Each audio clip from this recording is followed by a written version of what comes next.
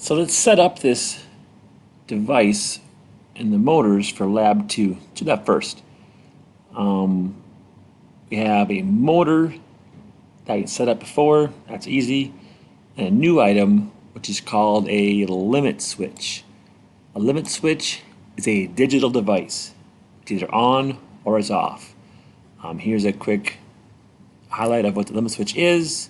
You scroll back a couple pages, there's a little bit more of a wording of it about these items up here, these proper codes called the untils. For now, a limit switch is an on-off switch. That's the code for that one.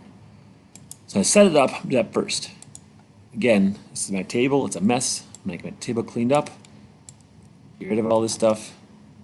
I could try to save a blank file and have it ready to use, but that later. So my motor, I have a three-prong motor.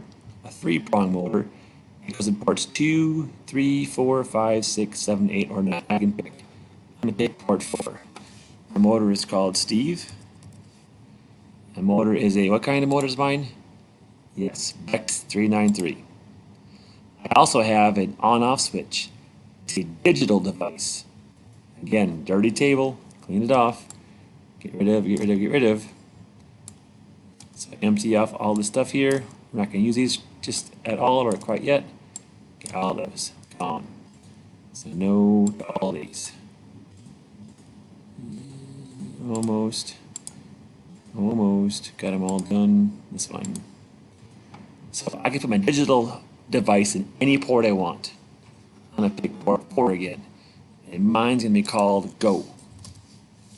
And the type of switch, the limit switch, is programmed as the touch device.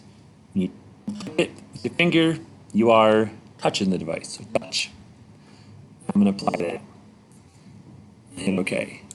So now I have my setup ready to go for my next operation.